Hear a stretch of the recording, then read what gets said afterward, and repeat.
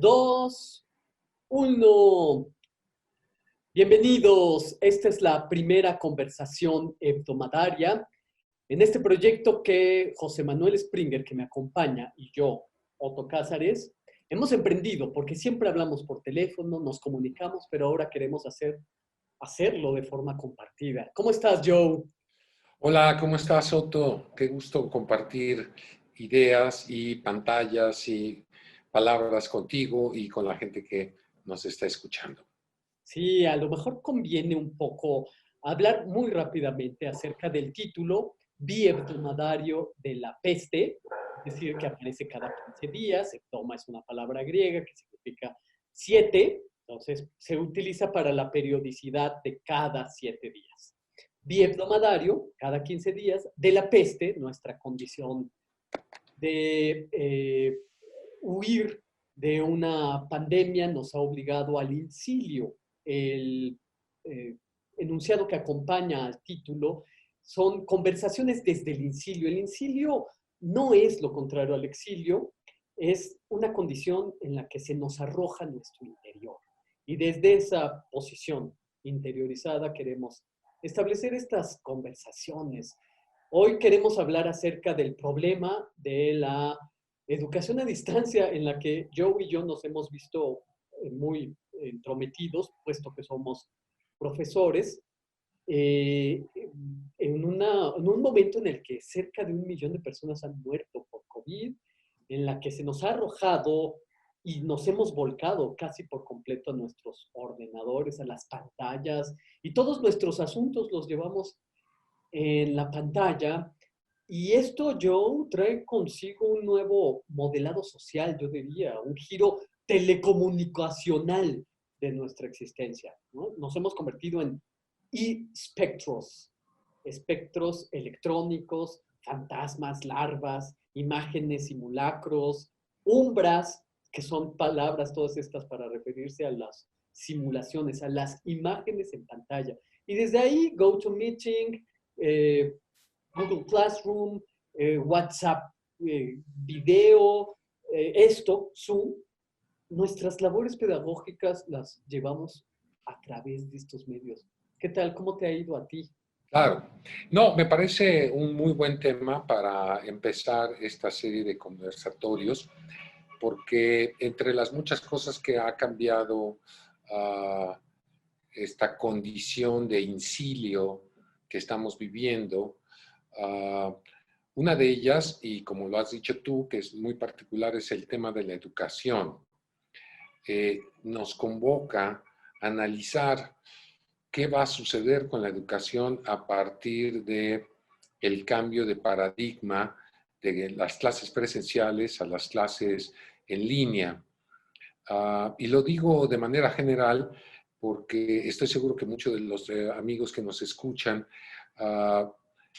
probablemente no estén tomando clases per se o de alguna manera están integrados a un tipo de comunicación en línea como parte de su trabajo, no necesariamente en una tarea educativa, pero sí en una tarea laboral, ¿no? Y me preocupa esto que también sintetizaste en unas cuantas palabras, que es nos estamos convirtiendo en una especie de talking heads, cabezas que hablan, ¿no? Y Microkillers. el discurso de la conversación, como lo que está pasando ahorita entre tú y yo, se torna a veces fantasmagórico. Estamos hablando con una imagen, no estamos hablando con la persona en Sí, y sí. además, ¿qué imagen que tiene desfases entre audio y video? Tu imagen puede quedarse congelada, la mía. Hay un desfase que resulta muy perturbador y que además produce una alta dosis de melancolía, ¿sabes? Es una Claro, condición que nos arroja a los brazos de Saturno, condición de la pantallización que nos produce una enorme condición de tristeza.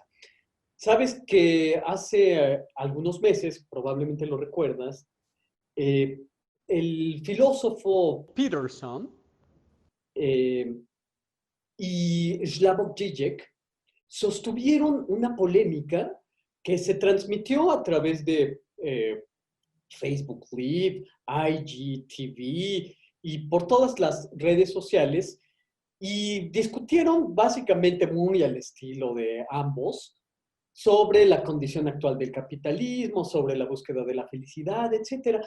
Lo que me pareció importante e interesante de este ejercicio, más que las opiniones de los dos filósofos que en sus ámbitos son muy carismáticos, muy leídos, muy seguidos, es que tenían a legos, a no iniciados, pues al hilo de las transmisiones, por poco más de 2 horas y media, Wow.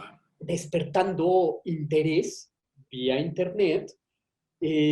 Los tenían al hilo escuchando acerca de Hegel, de Marx, del capitalismo, de cuestiones críticas del capitalismo. Entonces, lo que tenían ambos era un carisma muy particular y muy necesario para este tipo de ejercicios que ahora se necesitan para la pedagogía en línea. Hace décadas en México, la Radio Universidad, junto con Radio Educación, se hizo con la tarea de tejer la idea de una utopía pedagógica y radiofónica, porque se daban cita muchos de los grandes estudiosos mexicanos para hacer programas de radio. Ahí estaba Sánchez Vázquez, Alberto Híjar, Jorge Alberto Manrique, entre otros, que van directamente a nuestro gremio de historiadores del arte, de críticos y artistas, y hacían programas con una alta dosis de transmisibilidad.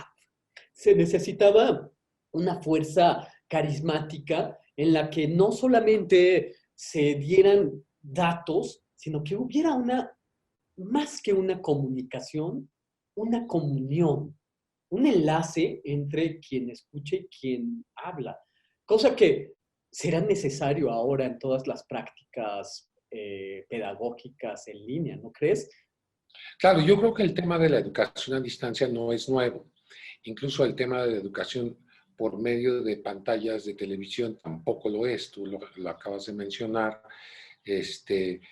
Y para muchos que fuimos, yo ya no lo soy, escuchas de radioeducación, fue también una manera de transmisión de contenidos muy importante. Yo recuerdo cuando estaba en la universidad, en la UNAM, en las noches acompañar las tareas escuchando la radio y escuchando reeducación. Y había, por ejemplo, un programa ahí de Alain Derbez muy interesante que se llamaba Este tren no lleva leones, Así. que como es Alain, pues era un popurrí, vamos a decir, de literatura. Y yo escuché cosas ahí que se me quedaban en la mente. También recuerdo, por ejemplo, en el Canal 11, otro programa, Poesía para Militantes, de Ricardo Garibay, que Ajá. era sensacional. Entonces, sí es cierto que los medios pueden educar y pueden ser transmisores de una enseñanza, pero ¿qué es lo que nosotros entendemos hoy por educación? Me parece que es un punto que habría que tratar en esta sesión. Y el segundo me parece importante es, ¿para qué educar por medio de del Internet? ¿Por qué se estableció este programa de educación a distancia que implantó la Secretaría de Educación Pública hace un par de semanas? Claro, sí, eso es un tema que debemos abordar y que no podemos eludir, que desde luego nosotros lo estamos viendo desde el ámbito de las humanidades, pero también se practican clases de matemáticas, de aritmética, de álgebra a través de estos medios, cosa que también de la que también se hizo eco en radioeducación, porque yo me acuerdo que al principio habían clases a través de la radio, a través de las ondas hertzianas de álgebra, de química. Y desde luego, pues ahí surge la pregunta, ¿qué estamos haciendo nosotros como productores e investigadores? Yo pienso que la filosofía, el arte, hablan de las cosas importantes y que como tal no pueden quedarse en estos espacios, en este estudio, la labor del investigador histórico no puede quedarse en el Ya, título. yo creo que aquí sería importante distinguir, por ejemplo, si educación es igual a escolarización. Me parece que no lo son. Creo que cuando estamos hablando de educación escolarizada, estamos hablando de un currículo que se tiene que llevar y que tiene ciertas temáticas, y estas temáticas están ligadas, secuenciadas, digamos, de primero de secundaria a segundo de secundaria, etcétera, ¿no? Evidentemente, cuando se está hablando de literatura en la televisión o cuando se habla de pintura en la radio, el público está abierto a absorber la información, pero no necesariamente tiene que aprender algo. Ah, parece ser que en la educación escolarizada, efectivamente, el alumno tiene que ser capaz de retener una información y aplicarla en la resolución o en el análisis de un problema de la vida real, ¿no? Entonces, si hablamos, por ejemplo, de cómo establecer el perímetro de un terreno, bueno, pues entonces tendríamos que hablar de una geometría básica para resolver cómo se saca un perimetraje, ¿no? Ujú. Y estas son cosas que a veces son demasiado específicas y técnicas como para que se transmitan en televisión abierta, suponiendo que hay millones de alumnos, de niños, adolescentes, que están recibiendo esta información y que efectivamente la están asimilando y son capaces de plantear el problema y resolver el problema de un perimetraje, por decir una cosa muy específica. Sí, es verdad, habría que hacer la distinción entre educación y una formación curricular. Eh, Sí, Ante la evidencia, muchísimos de nosotros estamos en nuestras propias casas padeciendo o no este confinamiento, queda muy a las claras que el andamiaje del conocimiento puede desmoronarse de un momento a otro, pero no así los reflejos que trae el conocimiento. Es decir, una biblioteca puede caerse. Se han quemado cuántas bibliotecas en la historia. Alejandría alzó las llamas altísimas en varias ocasiones. El ujú, andamiaje puede desmoronarse. La universidad incluso es más allá que sus propios muros, que sus propias aulas, que su propio campus. La universidad realmente es, yo diría, un atlas de experiencias, un atlas de reconocimientos, reconocimientos que se llevan en los hombros. Por lo tanto, yo diría, es educación precisamente esta inoculamiento de reconocimientos más que de conocimientos a ser repetidos. Uh, claro, por lo tanto, yo diría que en esta difícil situación, una vez que uno comienza a dar sus clases, uno tiene que confiar absolutamente en que el otro o la otra al otro lado de la pantalla tienen una capacidad de satisfacer su propia sed por sí mismos. Uno hace invitaciones, hace alusión a ciertos reconocimientos y es el otro o la otra los que lo captan y lo hacen recíproco. ¿No crees? claro, claro. Ahora, yo diría que en el caso de este programa de educación a distancia, lo que se está tratando es de sustituir un programa escolarizado, presencial, en el que un maestro está al frente de un grupo.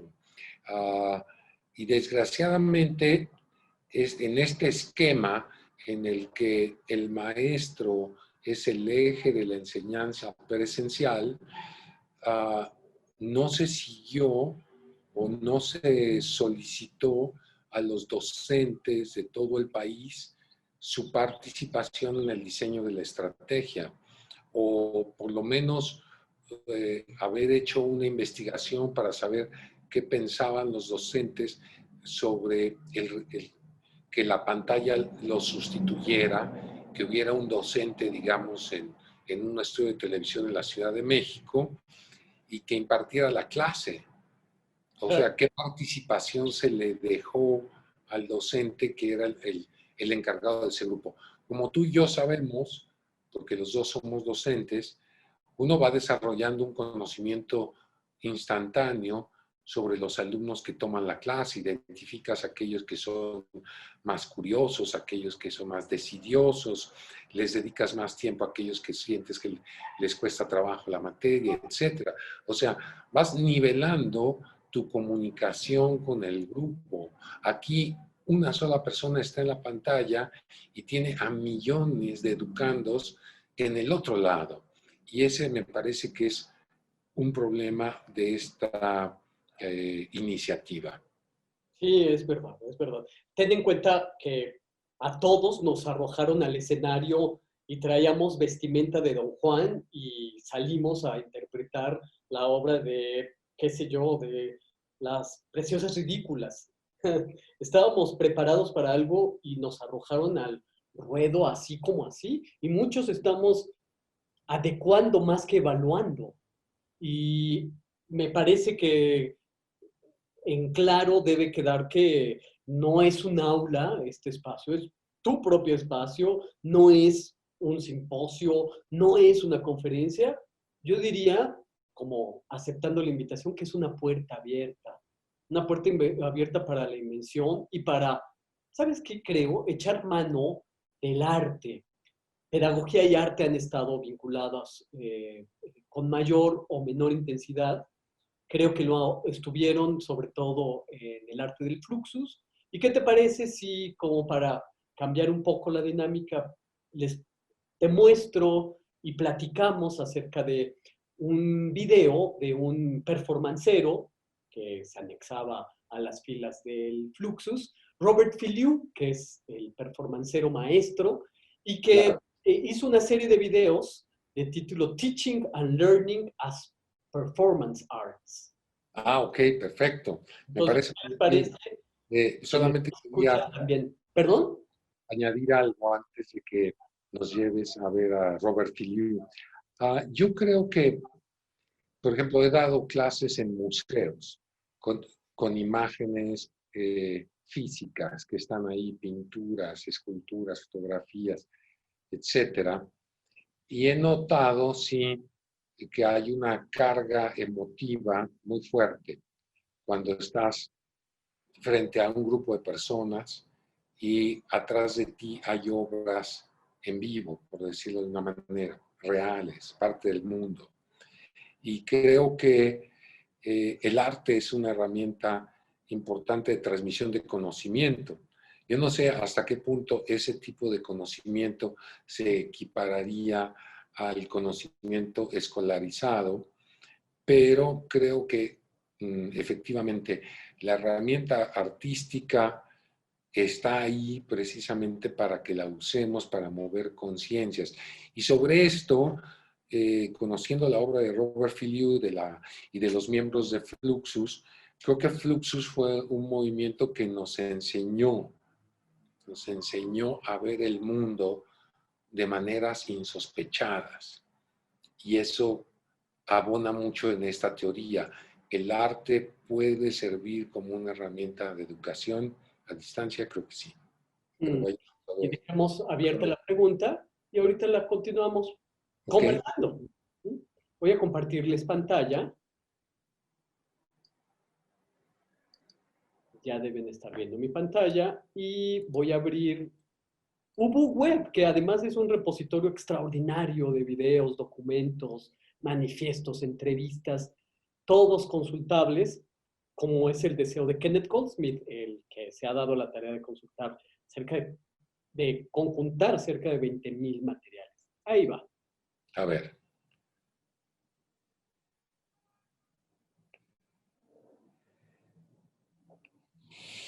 Dice, la enseñanza y el aprendizaje como performance. Y a Harley Head.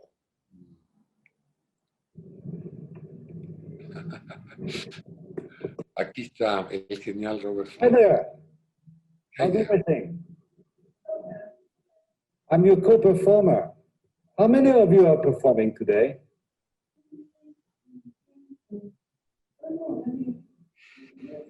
How many women? How many men?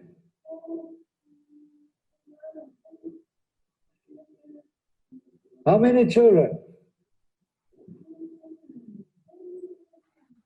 Cats? Dogs?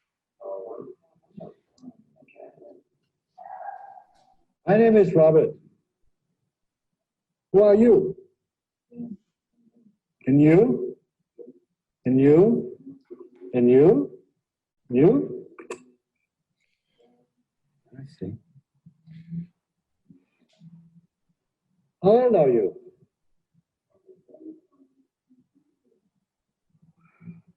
And you? And you? Oh, you don't look it. I'm 53. My beard is graying. Say, could one of you come close so that I can look into your eyes? And I mirror myself in your eyes and I finish shaving and look presentable. That's fine.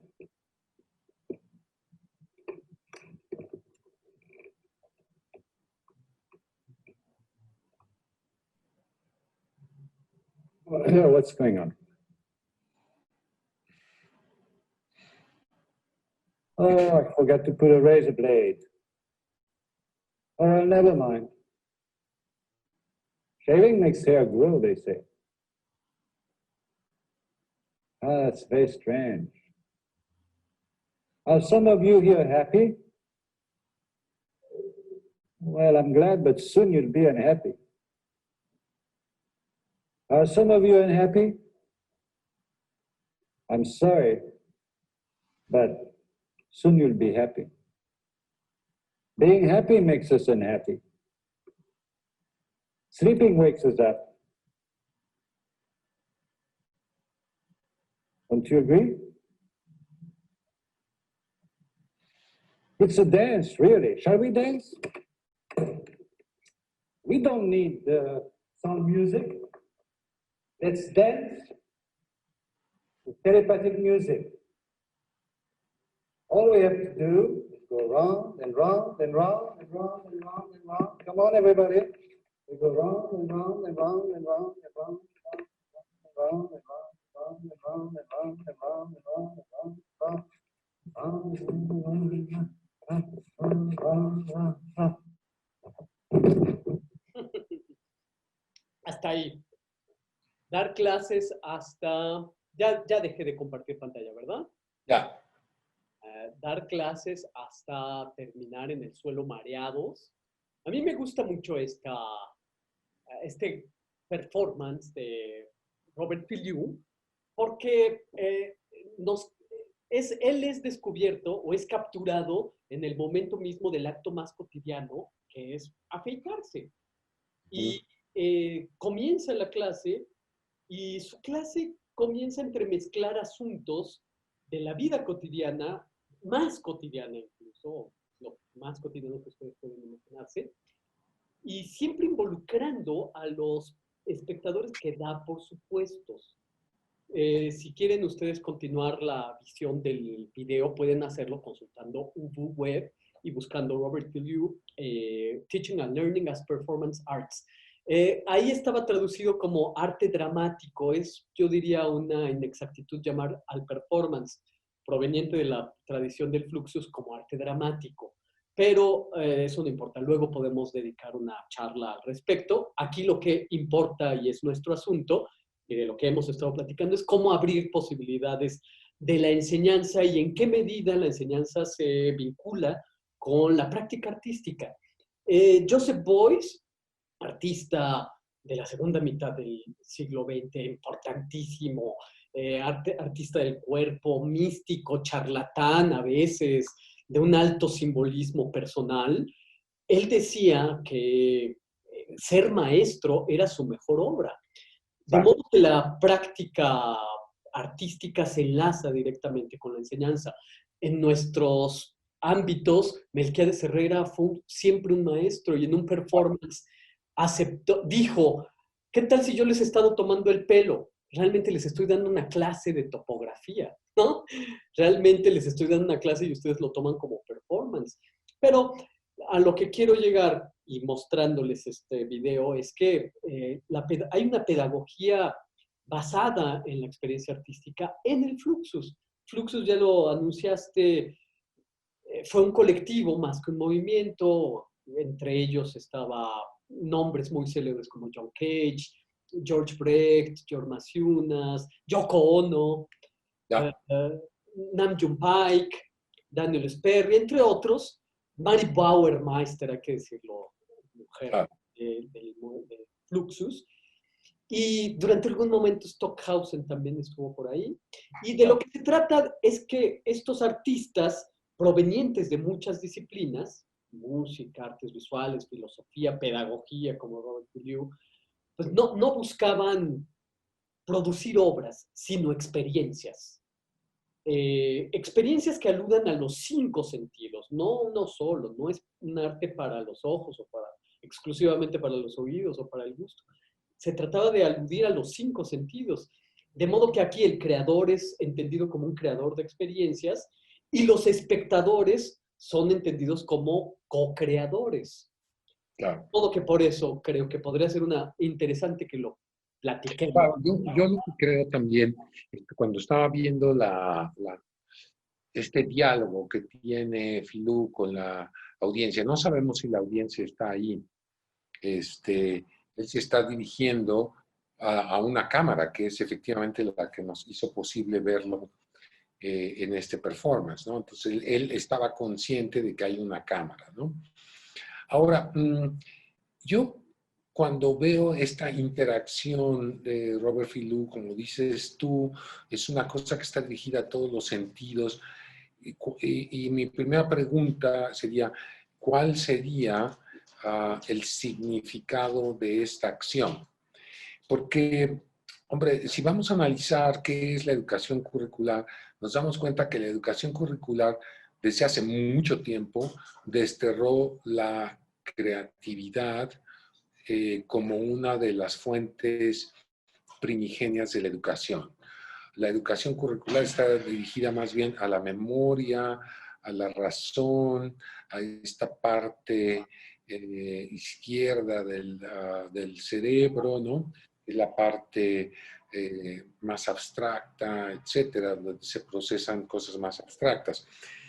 E incluso la educación está dirigida también a la repetición de conductas y de conocimientos, como si la educación consistiera nada más en repetir una fórmula, repetir un comportamiento y demás. Por otro lado, si lo vemos como un recurso pedagógico, el performance de Filou nos centra más bien en esta condición de el diálogo con un otro que puede o no estar presente en una circunstancia que puede parecer paradójica o absurda, pero que también nos hace consciente de esta capacidad de asociación y sociabilidad.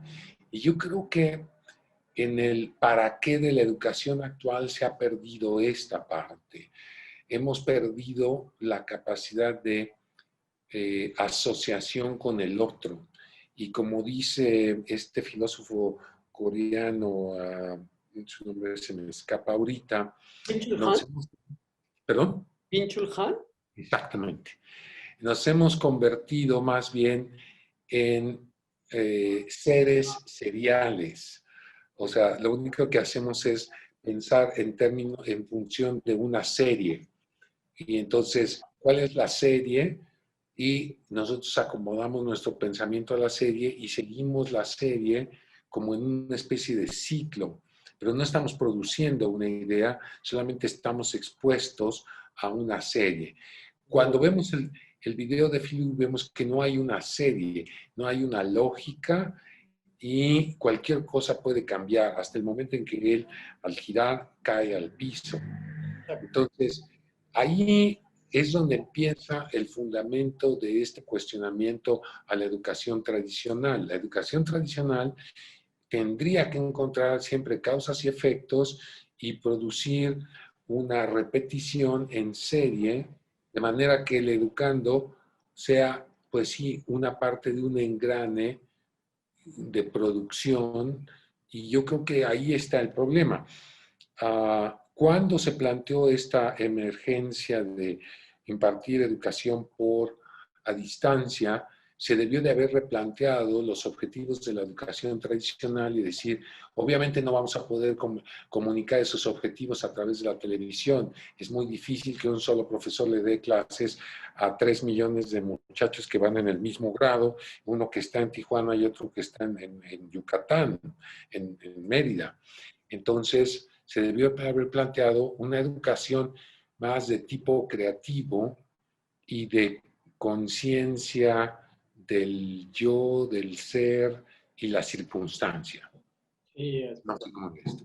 sí, dos aspectos que me parecen importantes como para ponerlos también sobre esta mesa de conversación. Eh, Hay un libro muy interesante, bellísimo, muy bien escrito, de título Lecciones de los Maestros, del crítico George Steiner, que murió hace algunos meses. Y entre muchas cosas, muchos análisis de relaciones maestros-alumnos, George Steiner habla del gran insomnio. La gran enseñanza de un maestro se traduce a insomnio. Quien enseña te enseña a estar insomne, a permanecer despierto, te inocula la inquietud y por eso no puedes dormir. Esto es precisamente lo que recibe el alumno de su maestro amoroso, la inquietud, la duda, la inquietud. Dudando, el maestro te enseña a ser tú mismo, según George Steiner, entre algunas más de sus consideraciones de este libro. De modo que, como consecuencia, yo extraigo lo siguiente. La claridad de una lección, en el medio que sea presencial, sea a través de la pantalla, es la búsqueda de la inquietud. Inquietar y producir insomnio en el otro o la otra. Y este insomnio tarda mucho tiempo en hacer efecto. Lo que creo es que impera una prisa en la que todos estamos inmersos, queremos acabar un cuadro, un dibujo, y no le damos a las obras y a las clases y a los procesos su metamorfosis lenta y natural para que emerjan las cosas. La inquietud se transformará en pensamiento crítico, ojalá. Yo creo que tanto los estudiantes como los maestros son pozos profundos en los que algo cae en su interior y realmente tarda mucho tiempo en en emerger lo que emergerá de aquella caída primigenia en la profundidad de su pozo. Estamos en transformación. Todo mundo estamos descubriendo nuevos aspectos de cómo enseñamos, cómo recibimos, cómo conversamos, pero en última instancia, yo creo que las consecuencias habrán de emerger con lentitud. Yo creo que si hay una gran enseñanza de los maestros es que el gran maestro no deja de aprender. El gran maestro que lo sea ahorita tiene que ser más estudiante que nunca. Tiene que convertirse en un discípulo, tiene que escuchar tanto como habla, tiene que prestar oídos con todo el cuerpo, prestar oídos con todo el cuerpo a lo que está ocurriendo, al otro, al gesto, al balbuceo, porque muchos estamos balbuceando ahora. Eso por una parte. Y por último, y ya con esto te cedo la palabra, querido, es que creo que lo que pone en manifiesto en este video Robert Filio es que el arte sabe, el arte conoce, el arte se puede aprender, se puede enseñar. Dibujar es como aprender a hablar un idioma, escribir se puede enseñar a escribir, pero enseñar a escribir y hacer arte es enseñar a hacer tentativas, a hacer ensayos, a ensayar variables, caminar por aquí, si no funciona regresar e ir por acá. En suma, lo que creo que pone en acto Robert Filliou es precisamente la enseñanza del ensayo, la enseñanza de la experimentación. Y pues esa es, si tenemos una gran capacidad para enseñar, es porque tenemos una gran capacidad para improvisar caminos de aprendizaje, ¿no? Claro, Y de claro. transformarnos, ¿no? Sí, mira, yo creo que sería interesante mm, aprovechar esta pandemia para replantear qué es educar, qué es enseñar, qué es aprender. Y, por supuesto, este pensamiento, este replanteamiento tiene que llegar después de lo que ha provocado todo este desajuste, lo que llamaban el fin de la antigua normalidad y el principio de la nueva normalidad.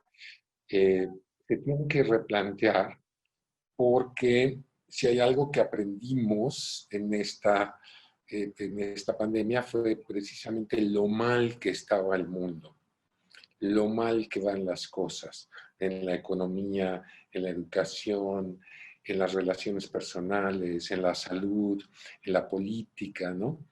Y entonces tenemos que replantearnos qué vamos a hacer para el próximo decenio, la próxima década, cómo vamos a replantear la educación. Es un tema que puede cambiar completamente cómo entendemos el mundo y para qué, cómo funcionamos en el mundo. Y creo que aquí el factor de la educación y, o por supuesto, las artes es importantísimo. Y en ese sentido yo quisiera leerles un brevísimo texto de unas cuantas líneas de este psicoanalista Wilhelm Reich, este, que fue un psicoanalista que rompió muchos estereotipos. Su vida no fue fácil y estuvo también en la cárcel en algún tiempo por sus ideas y sus cambios tan revolucionarios. Él fue el que precisamente acuñó el término de la revolución sexual, le daba mucho énfasis a la sexualidad como los psicoanalistas, pero él aún más. Y entonces yo quisiera de un libro que se llama Escucha, pequeño hombrecillo, leer unas cuantas líneas que me parecen fundamentales para entender cuál es nuestra situación actual. Entonces, permíteme compartirles aquí en la pantalla esto que me encontré en el sitio del museo. Esto que estamos viendo es una mujer desnuda. ¿Sí? Yoko Oflay. Ok. Esto es lo que yo quería. Después quería enseñarles esto y después podemos ver lo de Yoko. Se ve un texto blanco sobre una pantalla azul, ¿cierto? Sí, es verdad. Ok, bien. Esto lo escribió Wilhelm Reich. Dice, la característica de la estructura del hombre de hoy está caracterizada porque tiene un blindaje en contra de la naturaleza construido dentro de sí mismo. Y ese blindaje también lo usa para protegerse contra la miseria social que se encuentra afuera de él. Este blindaje en su carácter es la base de su soledad, de su incapacidad de encontrar ayuda, de su deseo de tener una autoridad, de su temor de asumir una responsabilidad, de su deseo inacabable por el misticismo, de su miseria sexual y de su rebeldía impotente, así como de su resignación, que lo hace convertirse en un tipo antinatural y patológico. Entonces, creo que en estas líneas Reich describe precisamente la situación en la que nos encontramos ahorita. Le echamos la culpa a la autoridad, no aceptamos nuestra responsabilidad, no queremos cuidarnos, decimos que estamos protegiéndonos de una enfermedad invisible, pero a la vez no hacemos nada para ayudarnos. Nos quejamos de esta soledad cuando la soledad puede ser un pozo de creatividad y un pozo de reflexión. Los jóvenes se rebelan porque se les prohíbe ir a una discoteca. Hasta ahí llegó la rebelión, nada más. O sea, no hubo una propuesta. Y creo que esto, que lo escribió Wilhelm Reich en los años 30 del siglo XX, sigue siendo una fotografía muy precisa de qué es lo que está pasando en la sociedad. A este tipo de cuestiones debería responder un proyecto educativo. Y como hemos tratado de mostrarlo aquí a través del arte, un proyecto que nos vuelva a ser más conscientes de nuestros sentidos. Y aquí entonces presento nada más esta imagen, ¿se ve? ¿Sí? De precisamente una obra de Yoko Ono, que era esta mujer que experimentaba mucho con el cuerpo y con las sensaciones del cuerpo. Y aquí le sugirió a una chica que permaneciera acostada mientras varias moscas recorrían su cuerpo, y Yoko Ono iba cantando una canción muy así al estilo de John Cage, ¿no? Que era como la imitación del zumbido de una mosca hecha con la boca, ¿no? Y me parece que este tipo de obras sí de alguna manera hablan de esta nueva conciencia del cuerpo. El cuerpo no es nada más el organismo que transporta nuestra mente, es una cosa plástica, es una cosa que invita a la sensibilidad total. Y esto se ha perdido completamente en la sociedad en la que vivimos, ¿no? Y cuando vemos la obra de artistas como Yoko, con aquí una toma muy interesante de la mosca justo en los labios de esta mujer, yo me pregunto, ¿qué tanto sabe la gente sobre su propio cuerpo en términos de placer, en términos de conciencia? ¿La escuela lo hace consciente o no? Creo que estas son cosas que sí sería interesante que se replantearan en la educación, porque no podemos seguir, Otto, en ese mismo esquema que en el 2020 hizo crisis. Sí, de acuerdo. Oye, ¿es un video el de Yoko, no? Es un video que tiene una duración de 20 minutos, que es de 1971, y yo me lo encontré en un sitio que está en internet, que es de películas de todo género, ¿no? Y tomé nada más estas fotografías que son algunas de las partes. Es muy extenso el video y lo produjo con su esposo, con John Lennon, en la noche del 31 de diciembre de 1970 para amanecer 1971. Porque además requiere de una enorme disciplina corporal. El reflejo primigenio de una mosca es soltar un manotazo y cuanto más si está en el cuerpo y camina en los labios, en el pecho, en la desnudez, es confrontar la desnudez con lo que usualmente leemos o interpretamos como repugnante, ¿no? Una Claro, mosca. claro. Ay, Pero digo, es un ejemplo quizás, a algunas gente les parecerá algo extremo, decir, bueno, sí, yo no necesito exponer mi cuerpo a un insecto, a una mosca, ¿no? Pero es solamente una metáfora de claro, toda la plasticidad que está encerrada en nuestra sensibilidad. Y claro. creo que es una pena que en los sistemas educativos de todo el mundo, no nada más en el de aquí de México, se haya eliminado la educación para la sensibilidad, la educación para los sentimientos, porque vemos que la gente vive mucho sus sentimientos, pero no los sabe interpretar. No sabemos interpretar las emociones ni los sentimientos. Los callamos, los reprimimos, los ocultamos, los sublimamos, ¿no? Todas estas teorías del psicoanálisis que son maravillosas. Y a final de cuentas, lo estamos viendo ahorita. Estamos en una pandemia en la que no podemos tocarnos, no podemos hablar, tenemos que traer un tapabocas, etcétera.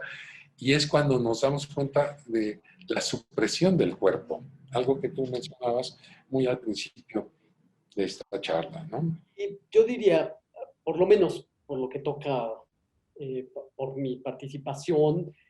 A manera de conclusión me queda lo siguiente. Había un filósofo de la historia, crítico del momento pedagógico que le tocó vivir, de apellido Herder. Y Herder escribió como un manifiesto pedagógico, muy a la manera del Sturm und Drang, es decir, una tormenta de ideas, titulado Diario de mi viaje en barco en 1769. El barco en el que viajaba Herder estaba a punto de naufragar, sobrevino una tempestad y el barco en el que él escribía su manifiesto pedagógico estaba en vaivén, de aquí para allá, a punto de naufragar. Y entonces, en este tratado pedagógico, Herder acepta que un aula es un barco en alta mar, en una metáfora muy de lugar común, pero en ese momento no lo era, por esto que él mismo lo... No, yo la veo muy, pues la escucho muy poética. Un aula es un barco en alta mar, lo voy a decir en mis clases. Puede venirse a pique en cualquier momento. Y puede venirse a pique, Joe, cuanto más si vamos cargados de libros. Los libros, si se mojan, pesan Sí, no. enormemente. Entonces, el peso de los libros es el que nos va a llevar más rápidamente abajo. ¿Qué hacer? Yo diría, y haciendo la invitación con la conversación que hemos tenido, en el cuerpo llevamos los libros. Si los llevamos aquí, los llevamos en el corazón, en la piel, el cuerpo sabe. A los libros hay que llevarlos en la memoria y en el corazón. Una educación que no aluda a la memoria, al cuerpo del estudiante, creo yo que está, o sea, que lo fíe todo a los pesados libros, nos llevarán al fondo con más rapidez. Entonces, hay que confiar en una pedagogía aliada al arte, aliada al cuerpo, y que aluda no tanto a una memoria para repetir datos y conocimientos específicos, sino formas de reconocimiento, formas de reconocernos, formas de que una vez que se nos haya quitado todo, Joe, que no nos despojen de lo más sustancial, ¿no? Lo que llevamos en la memoria y en el corazón. Yo por mi parte diría eso. ¿Y tú? Claro, muy buena tu conclusión y simplemente añado que efectivamente en una época como esta, donde problemas como la obesidad, la hipertensión, la diabetes, que son enfermedades del cuerpo, incrementaban el riesgo, pues hombre, la educación debía de haber, se hubiera dedicado estos programas a analizar la química del cuerpo, la alimentación y todo esto en relación a esto que tú decías hace un momento. O sea, el cuerpo también tiene una memoria y es una máquina que funciona de acuerdo a cómo tú la trates. Y no es nada más la parte estética, que me parece punto fundamental de nuestra plática hoy, es también la parte empática que tengamos con nuestro propio cuerpo y con el cuerpo del otro. Quizás es ahí donde está esta colusión entre arte, nutrición, educación, que es lo que estábamos esperando de un para qué sirve la educación. Exacto, yo. Pues desde luego no se agotan los temas, la conversación puede ser infinita, pero ¿qué te parece si nos volvemos a encontrar en 15 días en una nueva charla desde el exilio? A ver qué platicamos, qué podemos polemizar, discutir o encontrar acuerdos. Yo, gracias, te abrazo fuerte y bueno, que cuando nos toque que se caiga, que el gato nos salte a la mesa y todo eso, pues es parte de la cotidianidad, tal como a Robert Filliou se lo captura y empieza a dar su clase mientras se afeita. Entonces, si tenemos conciencia del cuerpo, también que tenemos conciencia de lo cotidiano. Bueno, Joe, te abrazo. Bye. Adiós. Adiós.